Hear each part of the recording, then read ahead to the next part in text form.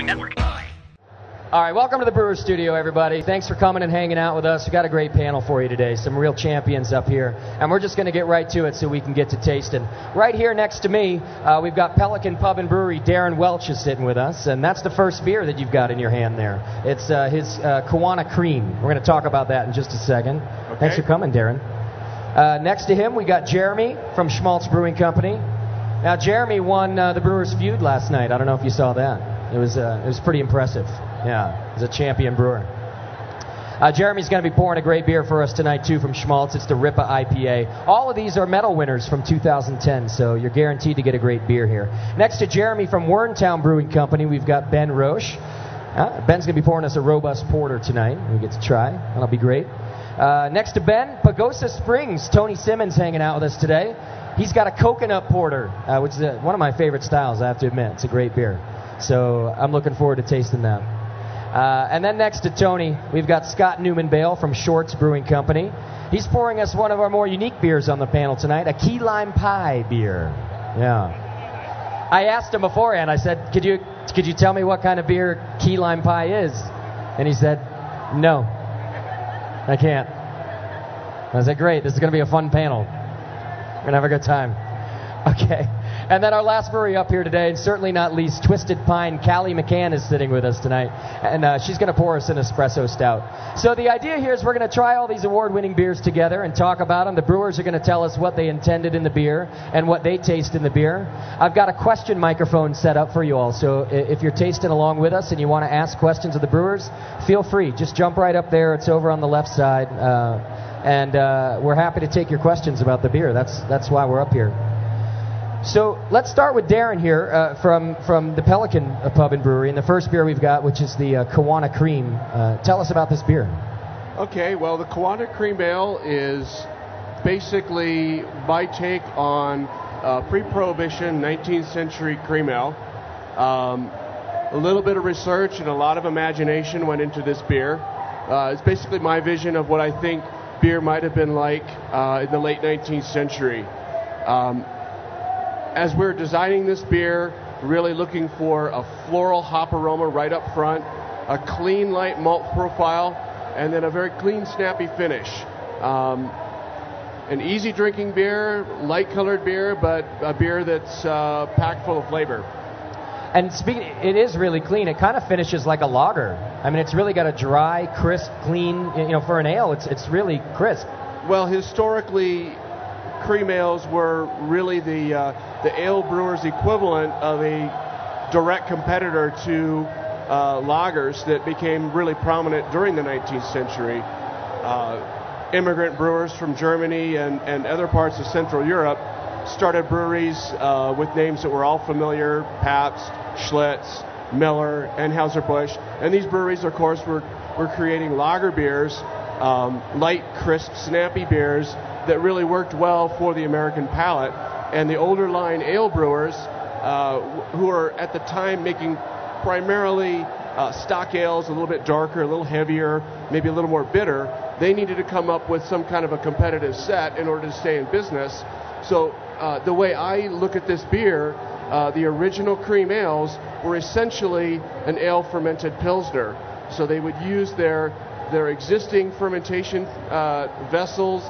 They would add on a cold cellar using the new mechanical refrigeration. They would use a Pilsner type formulation, do the ale fermentation, and then cold condition after the fact. So you really have truly a hybrid beer style, uniquely American. It's like a Kolsch as well, kind of a hybrid between the ale. A little bit like it, yeah. Well, can you tell me about the yeast? Is it an ale yeast? It's an ale yeast, clean fermenting ale yeast, one that any home brewer is, I'm sure, very familiar with, the well-known and well-loved 1056. And what temperature did you ferment this at? 66 degrees. So nice and cold to keep it clean like this. Not too cold, not too warm. Okay. And how about hopping? Because it's a mild bitterness to it. Yeah, we use a single hop dose right at Whirlpool. Okay. So no bittering hop, no middle hop. It's all at the Whirlpool in order to maximize the aroma And with that, we get reliably between 25 and 30 IBUs. So is that an enormous dose of hops, being that it doesn't have to boil the whole time? Not by my standards. It's not even really that big. And your other beers have enormous doses of hops, is that what you mean? Some of them do. Anybody on the panel want to talk about this beer? I'm enjoying it. Darren, do you guys use any adjuncts, or is this 100% barley malt? The base malt is Great Western 2-row. We use some Carapils malt, and then we use flake barley. So the flake barley is there both to lighten the body, but also to promote head retention. All right, don't forget, audience, if you have any questions about any of these beers, feel free to step up to the mic. And so, what did you win last year with this beer? Gold. You won gold. And is the category cream ale? Is that actually the category? Well, actually, this competes in the golden or blonde ale category because, oddly enough, there is no stout category for 19th century pre-prohibition cream ale. Not yet. So, Darren, I'm just really impressed. This is a multiple award-winning beer, and when you talk about the hops going in so late, I'm so impressed that it has such, balanced bitterness, because generally when you're putting in these hops, you put them in much earlier on in the boil. So is it a lot of hops that go in at the very end? Yeah, it's a fairly substantial amount. Well, it really shows. So it's really it's nice. a 15-barrel brew length, and we put in 5 kilos. 5 kilos for 15 barrels, I said. Yeah. That's a good chunk of hops. Question?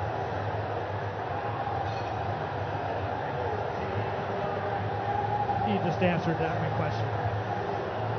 Hang on, we need more in the monitor, CJ. On a homebrewing level, how much ounces? Are we talking ounces or pounds for a 5-gallon batch for Whirlpool? He was in kilos. What was your kilos per barrel or per 15 barrels? 5 system? kilos per 15 barrels, or 11 pounds per 15 barrels. 11 pounds for 15 barrels. You're going to have to do the math yourself to get down to the homebrew level. I'd do it for you, but I am math retarded. I'm just going to admit it right now.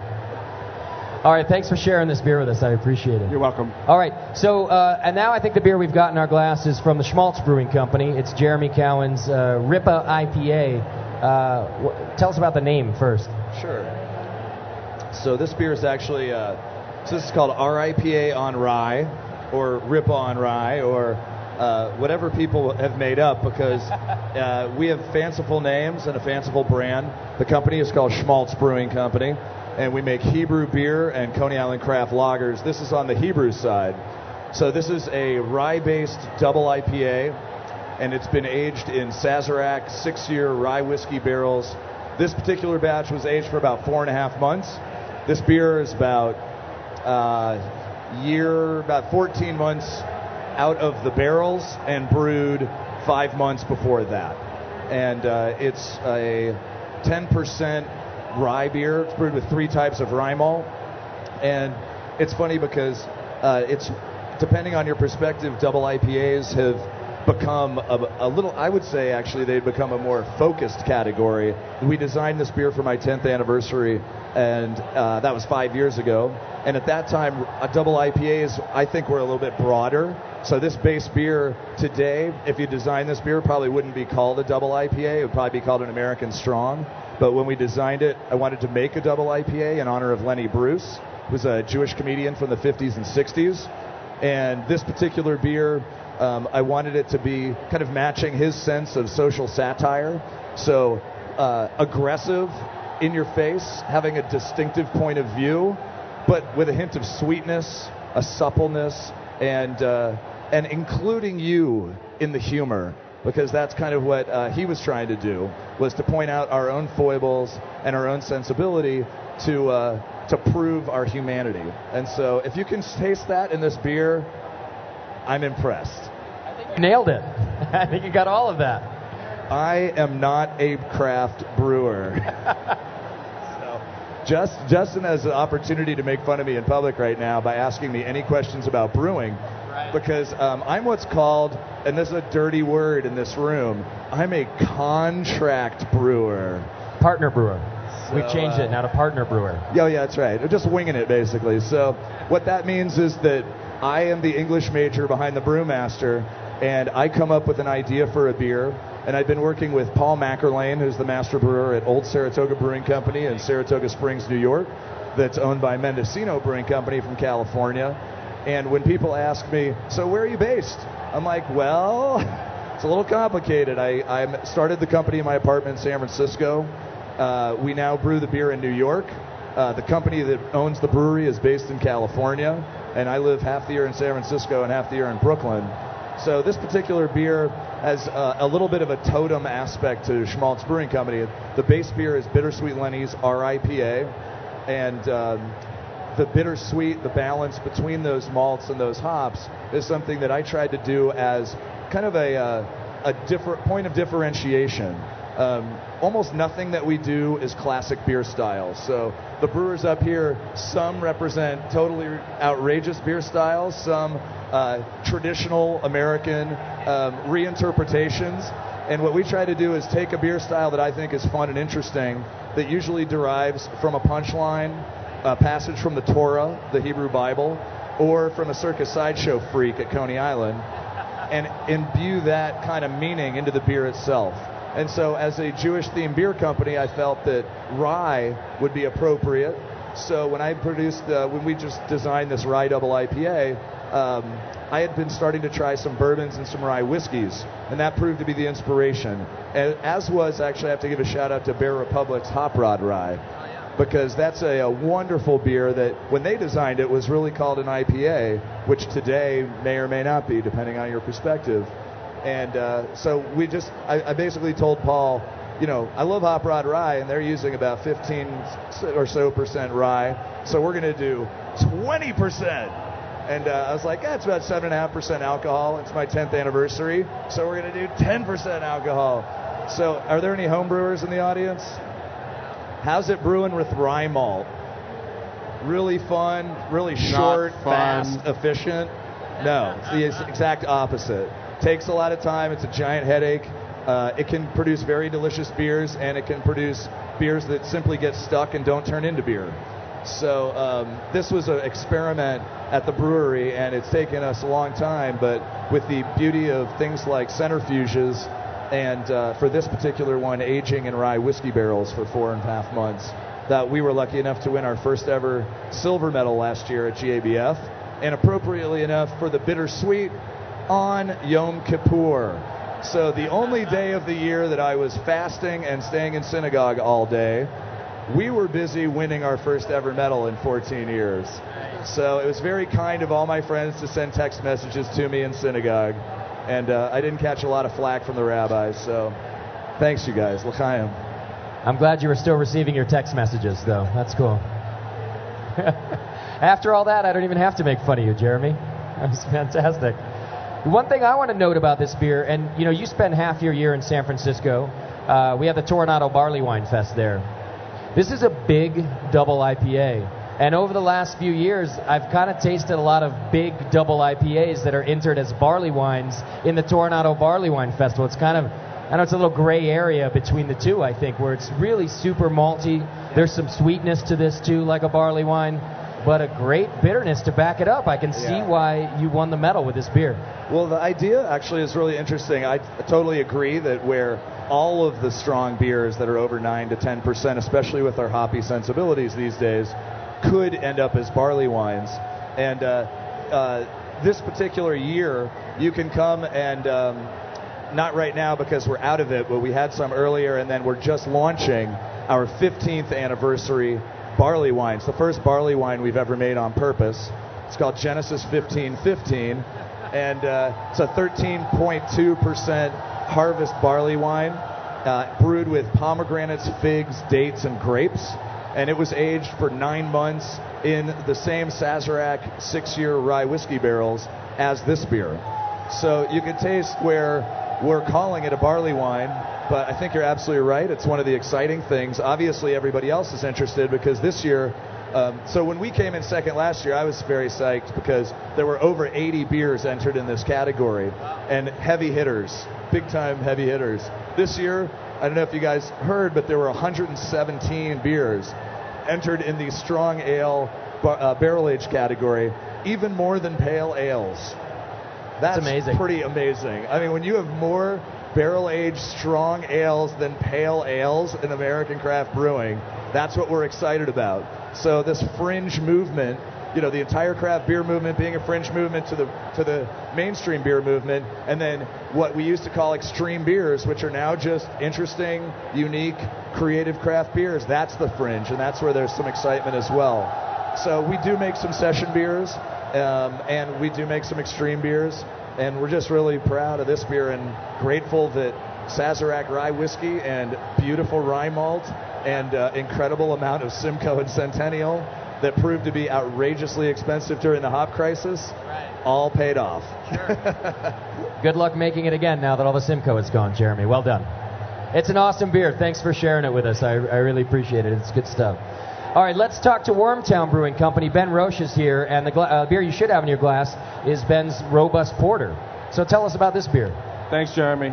This beer is very interesting because last year it was in the Pro-Am category. So for you guys that don't know what that means, I took an American Homebrew Association winning brewer that I'm friends with, took one of his homebrew competition winning beers, and we scaled it up and brought a batch out here to the Great American Beer Festival.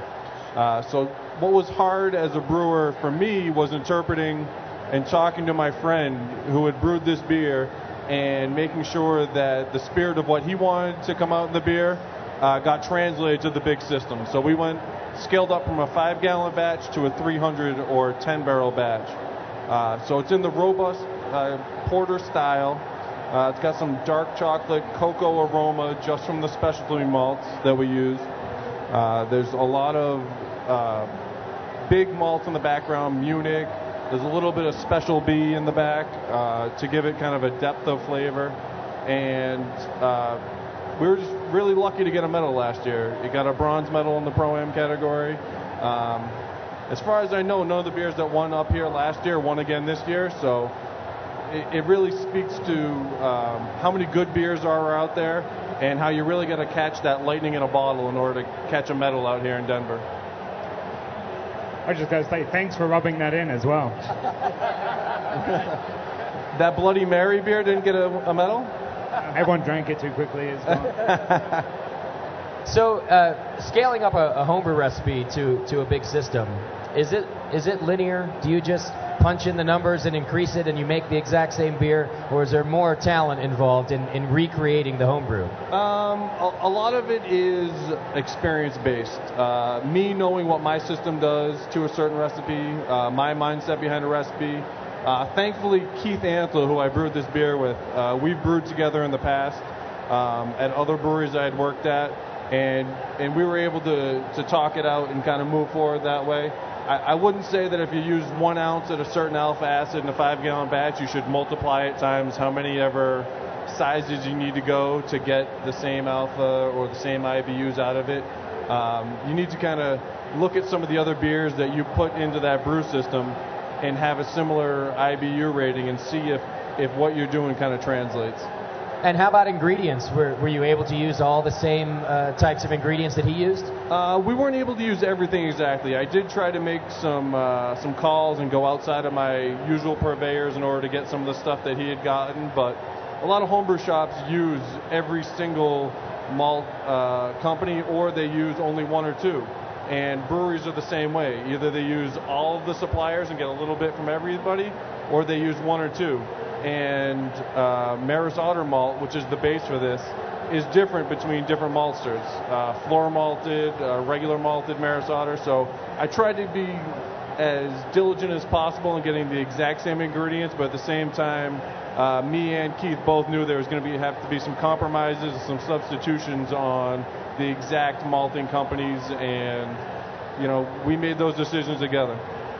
And is this batch that won your first attempt at recreating his beer? No, this is actually the 3rd time we've brewed this batch. The first batch we ever brewed came out here last year and won the medal. We brewed another batch in March, and we actually bottled it up and sold it at package stores. And we entered this beer this year in the Robust Porter category in the regular competition, and Keith and I brewed another Pro-Am beer that was in the Pro-Am competition this year, which was a Weizenbach. And then just as a beer nerd, what are the malts that add to that really nice chocolate rich character that I'm getting out of this beer? I'm assuming I have Keith's permission to do this. He's probably checking this out on BN right now, so it's going to be out there in a second anyways. But it's pale chocolate malt, adds a lot of the lower end chocolate flavors to it. Regular chocolate malt, a little bit of Special B to round out the malt portfolio, and then a bunch of lower crystal malts, Crystal 40, some Munich, some of the Maris Otter definitely add some backbone to all those darker malts. And then my last beer nerd question as a homebrewer too, the head color of this beer, you get that kind of brown, chocolatey looking head. As a homebrewer, I find it difficult to do. I could follow a professional recipe, I can put in those malts, but I still get that white. It doesn't match the beer like pro beer often does. Sure. Is there some trick to me getting that matching color? I can't say that I did anything special to get that color, but I think the amount and the complexity of the malts that were added to get this rich malt and chocolate flavor is what led to that. It's a great beer. Cool. If you're just joining us, don't forget we got a question mic over here, so if you're tasting the beer with us and you got any questions for the brewers, come on up and do it. We don't always get the chance to talk to the brewers face to face, so if you'd like to do that, feel free. Okay, I think you should have Tony's beer in your glass now. Tony Simmons from Pagosa Springs brought us his coconut porter. So we just had the robust porter, and now we're moving on to a coconut porter. So, Tony, tell us about this beer and why you brewed it. Well, tell us what it won last year, too. Oh, this was coconut porter was silver in the specialty category last year. Okay. And I would say the main difference between the porter we just tried is that ours is a brown porter, meaning that it's not as robust as the porter we just tried. We've used this porter recipe in a lot of different variations. The coconut is the one that really strikes a nerve with everybody. It's enormously popular. We brew it basically once a year. It's a labor of love. Basically, we bring in probably close to 200 pounds of coconut from the Philippines, flake coconut, and hand toast it ourselves. We have great friends at the local bakery. We're allowed to take over the bakery for 2 nights in a row, which basically means the time it takes to toast a coconut is about the same time it takes to brew the beer. So labor-wise, it's a very expensive beer, not to mention the coconut has become very expensive in the world, too. I have to tell you that the first thing I notice out of this beer, I'm pretty sure you guys are going to agree, is fresh coconut. I've had coconut beers before, and there's a very different flavor between maybe a coconut extract, but this tastes like fresh coconut. Thank you. Yeah, the hand toasted coconut makes a huge difference in it, and we've experimented not on a full size batch, but the coconut extracts really don't give that same kind of flavor. We kind of pride ourselves in the fact that it's really, like I said, a labor of love. We use the coconut throughout the entire brewing process, both on the hot side and the cold side, and it makes a huge difference just to keep adding it in. So explain that a little bit to me. When you say you use it throughout the process, you're actually putting flakes in the mash and the boil, and go through it a little bit. Right. So we'll put the coconut into the mash. We don't actually put it into the boil, but we will put it into the whirlpool, the hop back, and then what the equivalent of dry hopping would be, or in this case would be dry coconutting, makes a huge difference on the aroma. Other breweries who have done, I've tried a couple of other breweries that have tried coconut beers, and they do a lot of hot side because you can have better control over sanitation, and you don't get that wonderful coconut aroma that I really like on this a lot. It sort of reminds me of a sort of a Mounds bar, if you will, only that it's beer. First thing, yeah, I would have said Mounds bar too. I also think that the judges awarded this beer because you didn't puss out. You know what I mean? Like, if you're going to make a coconut beer, you really went for it. You can taste the coconut. There's no subtle coconut flavor. Yeah, the coconut really shines on this. I'm actually, here's the funny thing, I'm actually happier with this year's batch than last year's. This year, I think, has a lot more of the beer qualities I mean, you can still taste the coconut. It has a mouth coating sensation, which I think is very refreshing in this particular style because the beer itself is very drinkable. But the goal was to end up with something that tastes like beer, not just extract or even just fresh coconut. Yeah. I feel like if you went with a robust porter style, the rest of the beer almost would have been too sweet. So the brown porter, the lighter style, was, in my opinion, the way to go. Exactly. The brown porter works really well. The challenge is always in all of our beers, we really strive for quaffability in our beers, is to have a beer that has a special flavor to it but still tastes like beer in the end. Otherwise, you've sort of, I think, defeated the purpose. I'm just sad there's no coconut in my mouth to chew on. You can only drink it. But do you like it? Do you like? I think I have two questions that probably the audience wants to know about too. You said 200 pounds. What was the brew length? Or what size? We brew 6 barrels, so 200 pounds for 6. Yeah, everybody's like nodding. Wow. I know. Yeah, it's pretty. Wow. I'm surprised there was room left for beer in there. You must have had to squeeze that coconut out to get the beer. Yeah, exactly. It's exactly the problem. Is the yield is pretty poor on that. And how were you adding it? Like in hop socks or just straight in? On the hot side, it's added straight in the cold side in sacks.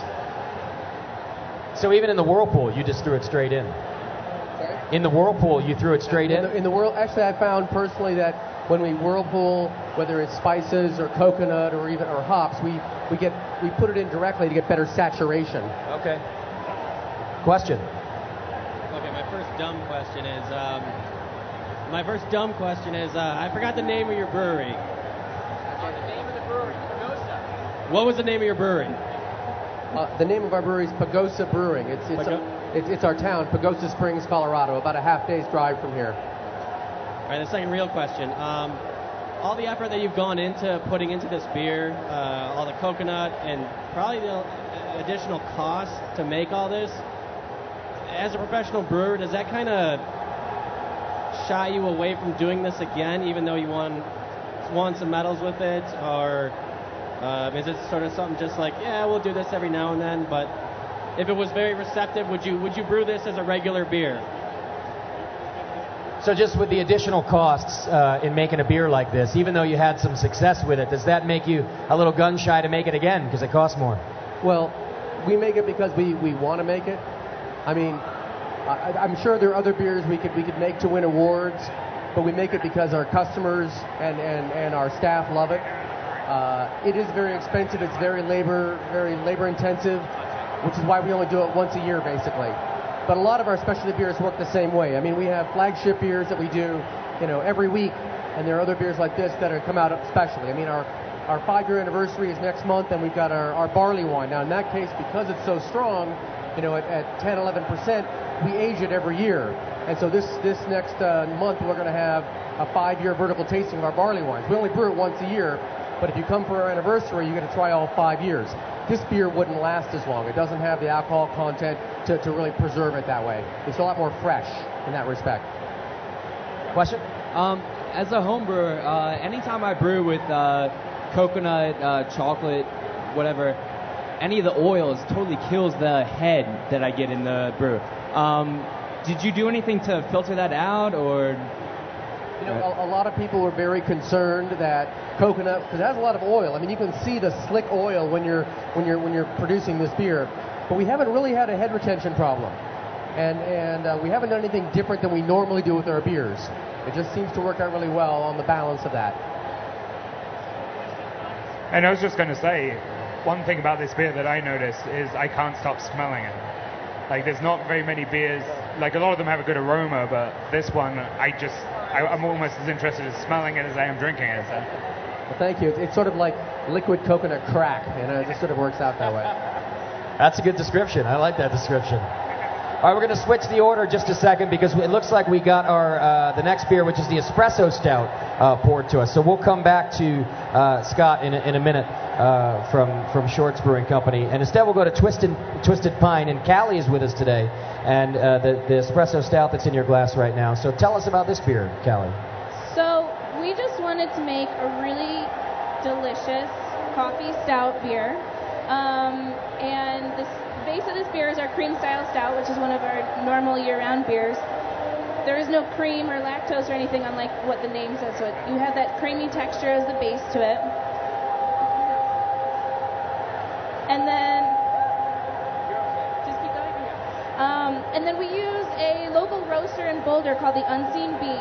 The guy is totally blind, but if any of you are familiar with it, he's totally blind, so he does everything by sight, by smell and by hearing. So we use a Peruvian 6 pounds of coffee per 15 barrel batch, and we make a cold toddy in the back of the brewery, and that coffee goes directly into the beer. So you actually have a little caffeine in the beer. Don't tell anyone. Then you have the base of that cream-style stout to really give it the sort of backbone, and you get the nice aromas and that sort of thing. Okay. It's interesting you say the don't talk about the caffeine side. I don't know if everybody knows, probably most beer geeks do, but not too long ago, this year I think it was, in fact, there was a proposal to keep caffeine and things like additives like that from going into beer because of drinks like Four Loko and ridiculous stuff like that. And luckily for brewers, they ended up deciding that if it was natural, if it came from things like espresso or coffee beans, that it was okay. And brewers were really scared, I think, for a second, because imagine we couldn't use things like this in the beers that we love, and that would have been terrible. So I think I heard that you actually made the espresso and added it cold espresso to the beer. And was that post-fermentation? Yes, it's the very last part before it actually gets packaged or bottled or kegged or anything. And is that because that if you were to actually put it on the hot side, that you would have gotten more of the bad qualities of coffee, that kind of acidity, and it can become acrid, I guess. Right. So for coffee lovers out there, you can get a lot of bitter flavors when you hot brew coffee, and so we wanted to avoid that. We wanted just keep the really nice, smooth coffee flavor without the acidity and the bitterness that comes along with that, and just keep the smooth, creamy, stout characteristics with the coffee flavor as a forefront. Knowing that this is going to be a big night for me and a lot of people, if I were to have this beer tomorrow morning, I think it's going to be perfect. This is my hangover beer. It is the perfect breakfast beer. Yeah. So you do get a little caffeine in there, a little bit of a buzz, but it's not like it's going to keep you up all night. What is the alcohol content of this beer? 6%. So it's still kind of it's a nice sized beer at 6%. Yeah. Is this a beer that your brewery makes without the espresso too? Did you do a stout and then decide, hey, let's do this to it? Yes, that's our cream style stout. Okay, got it. So and what did you win with this last year? Last year we won bronze, and in 2008 we won silver. Fantastic. In beer. Is this beer bottled as well? In bombers, in the bomber size, and it's also kegged. Okay. I really like this beer. Again, kind of in line with the coconut. It's really a fresh coffee flavor. It's not a stale coffee, not an old coffee. It's a fresh, kind of like an iced coffee drink. And I think that the alcohol backbone at 6% helps that out. It could become sweet if it were a lower alcohol beer. I think that helps to cut through it. I like this beer. Thank you. All right, again, if you're just joining us, we got a question microphone there. So if you're home brewers and you got any questions about these beers, you want to talk to the brewers directly, feel free to do that. Even if you just want to tell them that you love the beer, we're happy to do that too. The last beer that we should be pouring today is from Scott Newman Bale and the Shorts Brewing Company, and probably one of the most interesting beers to talk about on the panel anyway, and that is his Key Lime Pie beer. I think that'll be going around in just a second. We'll get the Key Lime Pie. As you're anticipating that beer in your glass, Scott, why don't you tell us about this beer? Well, you already told me you didn't know how to do that, but give it a shot. It's basically started out as a golden ale, but after we put everything into it, it really has no resemblance to what it was. The funny thing is when we did these beers kind of came about because a few years ago we did an expansion, and things kind of got a little bit stale at the brewery, and we were just too busy. And someone actually turned around and told my partner Joe. Actually, he didn't know that he was there, but he basically said, wow, these guys haven't done anything interesting in a while. And I just saw his face turn, and then on the way back home from that festival, he invented a number. He was just writing out recipes and recipes and recipes of various beers that he wanted to create. So when I got back, he sent me basically a shopping list of what he wanted. So I was phoning around suppliers and like, do you sell marshmallow fluff? Yes, we do. I was like, what size container does it come in? 16 ounce. Well, I need half a ton. How many cans do I need to do that? And finally, we managed to track down like the marshmallow manufacturer. And then even then, after I was telling them, they're like, well, we just package it in like tubes and things. And I was like, so it took a long time to source. This beer alone, we had to source graham cracker crumbs. I think it was almost a quarter of a ton of graham cracker crumbs. All right, wait, hang on a second. Go back to the marshmallow just for a minute. What container did the marshmallow end up coming in? We ended up getting it in pails. In pail, like 5-gallon pails? Yeah, 5-gallon pails. Okay. And we used a pallet of them. I see. And does that just pour out of the pail, or no? It's like marshmallow fluff. Yeah, yeah. It's a sticky. Fortunately, I'm not a brewer, so no technical questions here. But please tell me there's a video of this happening in the brewery somewhere. And I thought mine was labor intensive. Yeah. Yep. It's most of our beers are pretty intensive. And we're a very cheap brewery. I'm the finance guy. Okay. So when we first did it, we did another beer, Black Cherry Porter. We put I can't remember, 400 pounds of black cherries or something in it. Wow. We couldn't afford to buy the jackhammer blender. So Joe did it, and I asked him how, and then he's like, I just spent 20 hours in my kitchen with my blender. Wow. So it's all of our beers are very labor intensive. I mean, and they take a lot of time to source and play with as well. I mean, we put everything in. So the marshmallow fluff kind of represents a little bit of the egg, kind of. Basically, we use different ingredients to try and replicate other ingredients. So it's always trying to experiment. We start with a 7-barrel batch in our pub, and then we grow it up. If it passes that, then we usually tweak it a few times. We do keg only, and then if it makes the muster, then we bring it into the 30-barrel. Usually on larger keg order, and then if it does well again, then we bring it into bottles. And it changes every time till we get it right. So. Okay, now go back to the ingredients too. I know I stopped you there. I was just so curious, but then you were about to say, was it graham crackers? Was that? Yeah, we use graham crackers to represent the crust. Okay. And what form did you end up getting those? We actually found when they make the graham crackers, that they actually get rid of, there's crumbs that are made. So we actually bought, I think they came in boxes. It was just a plastic lined box of graham crumbs. Where in the process? We used to use the giant size, like 3-foot by 2-foot graham crackers, which I don't know what they use for, but they have these like when we use chocolate, they actually have like a bar of chocolate that is, you can barely lift it, and you're like, what the hell?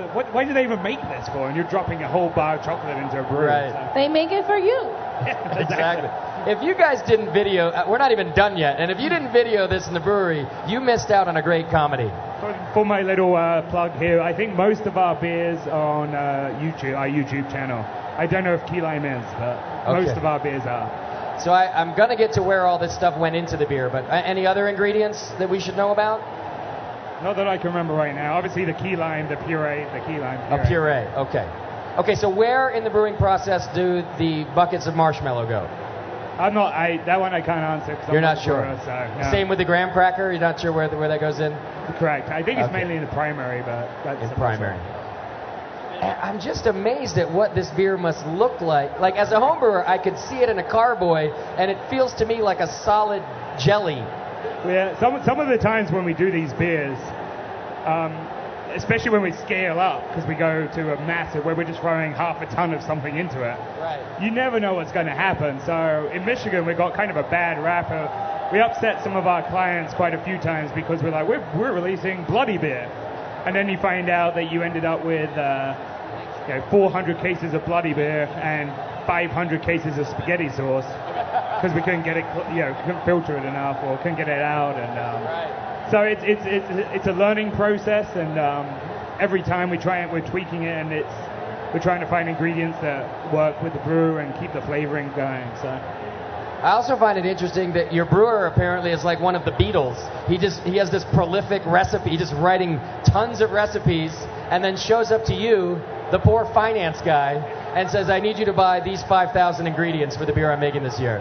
Yeah, we did, I think, 5 experimental beers at the same time. So Marshmallow Fluff was in 3 of them, and I think we got 1.5 tons. Right. And it's just like, I mean, the graham cracker crumbs was almost a ton. So it's just like hilarious, like, you know, I was phoning around stores like, where do you get it? And like they're like, I ended up like phoning Kellogg. I had a friend at Kellogg, and they own Keebler. Right. And we found where they sell all of the crumbs too that they don't use, and we bought them from there. But it took a couple of months to find these ingredients. So. And I can see your brewer too. I don't know where to get it. I'm the artist. You figure out where to get it. Every week's like, geez, I'm trying to brew this beer. Where's my marshmallow fluff? Right. Like, I'm sorry, I'm trying to find 1.5 tons. I went to Kroger. They only had a few cans. So. Let's go find it. Question. Yes, I have 2 questions. My first is for Shorts Brewery. Is Gandalf your brewmaster? Because after tasting your beers, I'm convinced that you guys are wizards.